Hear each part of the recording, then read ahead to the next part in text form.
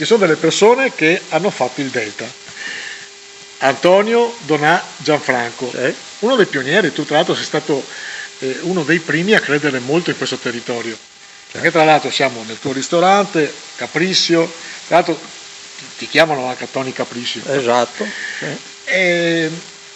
Un ristorante che oggi festeggi 81 anni, quindi fra pochissimo, portati bene, ancora acciaioso come uomo del Delta. E qua siamo nel tuo ristorante, un ristorante che è di successo, conosciuto, che viene gestito adesso dalla figlia, quindi il piacere figlia, anche... figlia, il genero, il figlio. Il piacere di avere anche la seconda generazione. Certo. Perché hai creduto nel territorio tra i primi, anche da un punto di vista turistico, cioè di portare gente a mangiare qua, le specialità del Delta? E allora ti dico subito il perché. Perché diremo da ragazzo, 17, 16, 17 anni, ho incominciato con i miei cugini andare per le famiglie a uccidere i maiali. È il massin, come si dice? Diremo il norcino, cioè, chiamiamolo così. E da lì ne ho fatti per tanti anni assieme ai miei cugini, e da lì dopo gli amici dicevano: ma perché non metti insieme qualcosa per far assaggiare le qualità che tu fai, diremo il salami e così via.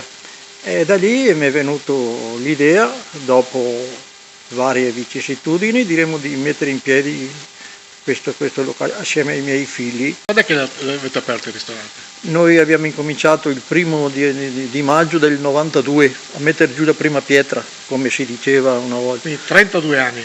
Esatto. E dopo l'anno successivo, del 93, il 21 di aprile, abbiamo aperto, il 21 di marzo, anzi il primo giorno di primavera, abbiamo inaugurato il locale. Ecco, 32 anni, com'è cambiato il Delta? Perché poi il Delta nell'immaginario è un posto magico, lo sappiamo, poi tra l'altro qua siamo vicini alla Sacca di Scardovari, che è uno dei posti sempre tra i più magici.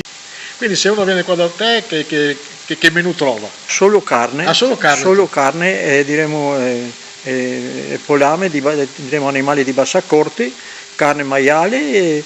Tu devi pensare che non tanto tempo fa, in quest'estate, sono venuti per mangiare, diremo, animali di bassa corte, venivano giù, diremo, dal Piemonte, vado a trovare Tony perché voglio mangiare il pollo arrosto. Pensa un po'.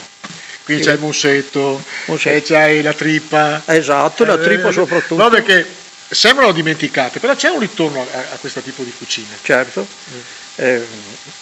Noi altri dobbiamo essere fieri di questo, hai capito?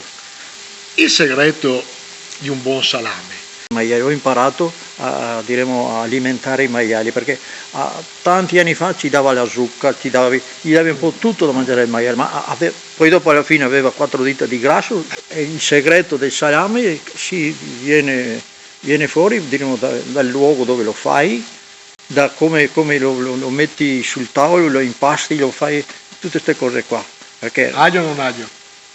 Prima lo facevo senza aglio, ma poi dopo, sai, il cliente aveva sempre, diceva: ma perché non hai una puntina di aglio? E allora da quando abbiamo aperto questo locale, gli metto una puntina d'aglio e non è male. Venire qua è come essere in famiglia. Certo. Tuo genero, tua figlia, che dopo conosciamo. Soprattutto. Ma il valore aggiunto in una cucina come la tua, la passione, quanto è importante? Guarda, è molto importante, perché io mi sono sempre dedicato, ho imparato che bisogna essere umili soprattutto, e poi dopo avere anche vicino a te, diremo, figli, il genere, e mia moglie soprattutto, perché se non ci fosse dovrei inventarla, la moglie. Dici la stessa cosa che tua moglie? Gloria, tuo papà è tosto, abbastanza. Col papà abbiamo detto il valore aggiunto è la passione da mettere nella cucina.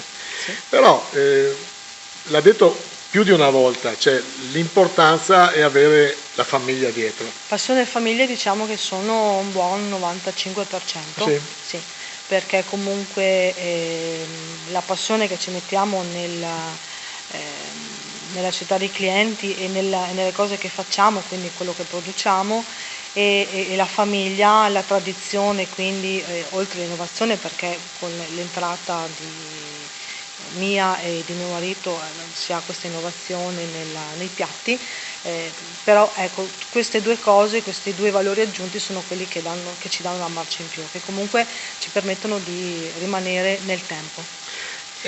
Hai figli? Sì. Tu sei di seconda generazione, ti piacerebbe arrivasse la terza generazione? Diciamo che sta già arrivando. Ah sì? Sì. Nel senso che Samuel, il nostro figlio, a 15 anni ha già intrapreso la strada della scuola alberghiera Ah sì? di Adra, certo. Cuoco. Cuoco, questa sarebbe la sua idea. E sta già, diciamo, incominciando ad intraprendere questa strada. Speriamo sia il suo futuro, io me lo auguro ovviamente, però comunque sarà una sua scelta. Come vedi il futuro di questo territorio? Dal punto di vista turistico, ma anche di crescita? Io ci credo, ci ho sempre creduto, ci ha creduto papà 30 anni fa, quindi io ci scommetto. Il Delta ha qualcosa di particolare, ha una bellezza particolare, o piace o non piace, chi ci viene sa perché ci viene, e noi puntiamo su questo, puntiamo sulla tradizione, sulla passione, sulla famiglia, e quindi questi sono diciamo cose che durano nel tempo e che le persone di oggi, cioè il turista di oggi va alla ricerca di questo, va alla ricerca di esperienze, va alla ricerca di cose sane, genuine e naturali.